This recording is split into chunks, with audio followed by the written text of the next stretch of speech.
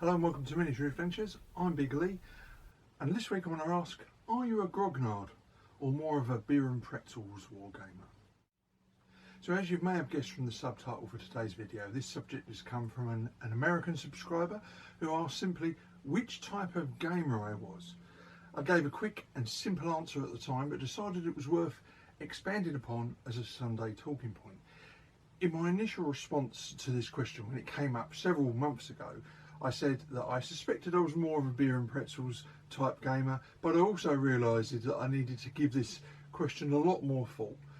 I'll come back to my own personal assessment again at the end, but before I can say which of the two camps I definitely fall into, I guess I have to ask what these descriptions mean, and do they mean different things to different people? And once you have a clear definition, then I'll have a framework to compare myself against. So I'm going to start with a Grognard, and for French speakers out there, I have to start with an apology. There are plenty of definitions online, all of which translate the origins of the word differently and all insist their version is correct. One website says it comes from the French word that means grumbler, while another, more literal translation says a Grognard is a grump or grumpy. In gaming slang, however, it's generally used to describe an old soldier or an old wargamer. In this form, it suggests gamers who hold on to the old ways and have been there, done that, and cling to the old versions of games when newer ones have become available. But as with most slang, it could also be used to describe ultra hardcore wargamers, more focused on simulation than simplicity in their rules. So Grognard can be used as a pejorative, meaning people who don't adapt well to the new ways of thinking. Or it can be used as a sort of self-deprecating badge of honour, meaning an experienced and knowledgeable older wargamer. And then there's the Beer and Pretzels gamer. This label is a bit of an Americanism, so I guess the UK equivalent would be what, a Beer and Crisps wargamer maybe? Or in the case of my group Postage Rejects, a tea and cake gamer, which sort of makes us sound like a rogue element of the WI. But I'm jumping ahead slightly.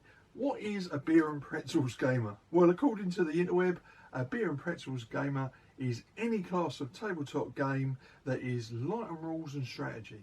The term was originally coined to describe relatively simple war games that did not require detailed historical knowledge or studied analysis of the rules to be able to play. However, it's become colloquially known by gamers to mean casual, short and easy to play games in general. Rules tend to be simple and generally explainable in just a few minutes. Turns pass quickly, and humour around the games table is often common. Another element that seems to come up in various descriptions I've read online is an essential element of randomness, either in the form of things like chance cards or dice, which can quickly change the fortunes of the players and decide outcomes quickly. So having looked at those two very broad definitions, which am I? Well, I've always been a bit contrary in my answers, so would probably say, why do we have to pick a camp? And why are there only two types?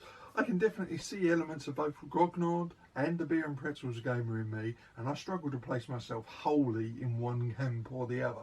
And I guess if pressed, many of you would also struggle to pick one definition to the complete exclusion of the other.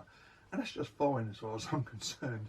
I've said this many times before, but I think the hobby is big enough, broad enough, mature enough to accommodate all types of gamer of every shade in between. And while I often describe myself as an old Grognard, I'd also happily describe myself as someone who likes a Beer and Pretzels game. I've been around a long time, played a lot of games, appreciate a well-written classic war game, as well as the new and the innovative.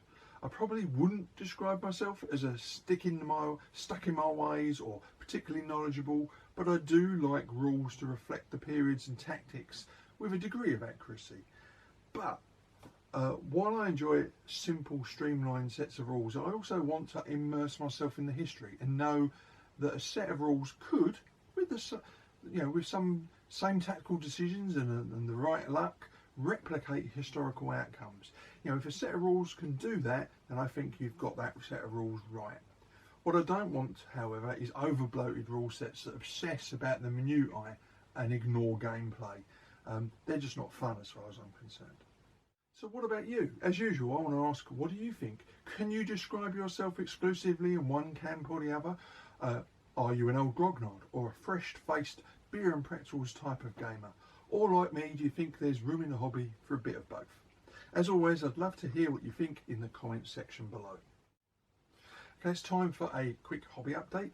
This week I've been focusing on finishing a couple of video projects and preparing for the coming weekend. Myself and several of the rejects will be going to Warfare on Saturday, yesterday from the perspective of this video's release date, and as I've said before, I record these videos generally Thursday, Friday, so obviously I can't tell you whether it was a good day or a bad day, although I strongly suspect it will be the former.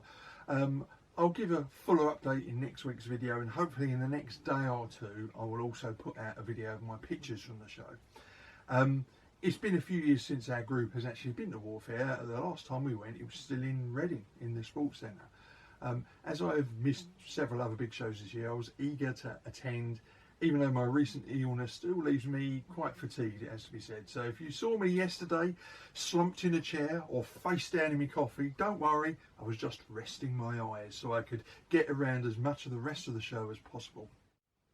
So as well as taking hundreds of pictures and talking myself hoarse, I have quite a bit of shopping to get through from the traders at Warfare. I'm beginning to stock up in readiness for the Analog Hobbies Winter Painting Challenge. As you know, I take part in this every year, and the challenge starts in a little over a month's time, and so it's well past the point when I would normally start giving some thought about the shape of my winter campaign. This year I'm not starting a brand new period or project. Instead I'm going to focus on efforts on finishing and adding to existing projects. So for instance, I have a load of civilian models from my French Foreign Legion stuff. So I have a range of like European explorers, baggage handlers and adventurers. Most of the models are from Blue Moon, sold by Old Glory in the UK.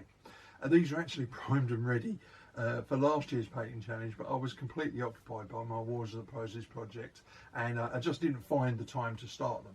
So they're going to get some attention this year.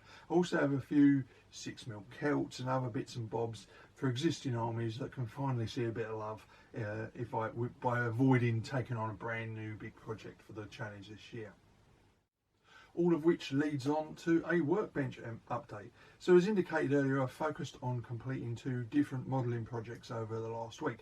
I finally completed a set of 6mm medieval buildings for my medieval games after several distractions that dragged these out over several weeks. The other big project of the week, and the one of the aforementioned distractions, was the 2 dense woodland terrain pieces you see in front of you here. These are from my 6mm medieval games, and I put out a video about the build for these on Friday. So this week I also wanted to include another book review, and this time I'm talking about one of the originals by Johnny Cooper and published in 1991 by Pan Books, or at least that's the version I've got. I was given this book by a friend quite a few years ago, and I recently reread it and thought it was worthy of a quick review. So the author Johnny Cooper was, as the title of the book implies, one of the original members of the SAS. He joined the Scots Guards while still underage, having bribed the recruiting officer, and quickly volunteered to join Lay Force Commandos in the Middle East. This ad hoc formation consisted of several commando units, but was soon seen as too unwieldy, and it was disbanded in August 1941. And consequently, about this time, David Stirling was conceiving the idea of a much smaller and more flexible force that was to be named the Special Air Service. Cooper was one of the first batch of recruits into this new formation and would serve in it right through to the end of the war. Now, the author's style of writing is very easy to read, and it isn't bogged down with masses of technical or operational details, instead focusing on the telling of the story of their exploits in the desert and beyond. Now, this style may not be to everyone's taste. I'm sure some enjoy reading minute technical details and army histories and unit histories and so on, but from the perspective of telling the story, I much prefer this style of writing.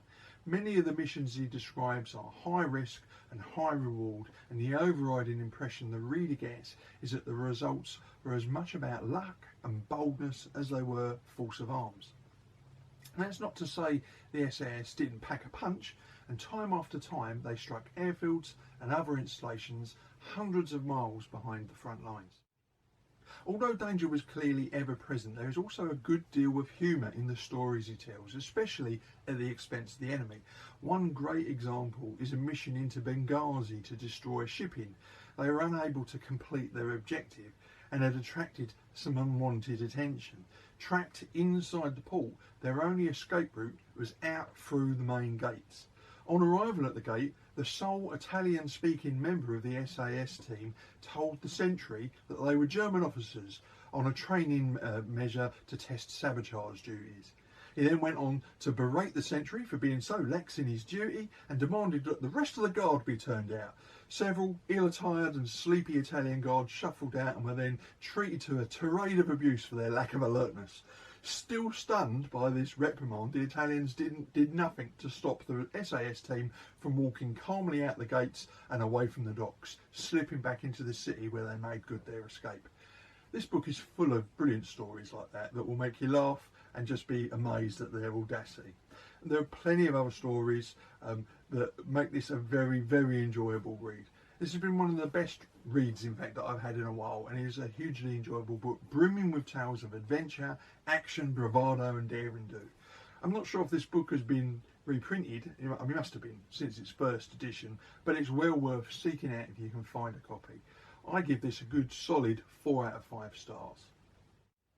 So that's it for this week. As always, if you enjoyed the video, please like, subscribe and share. If you want to keep up to date with weekly content from the channel, please tap the bell notification icon. So until next week, stay safe, keep gaming and of course,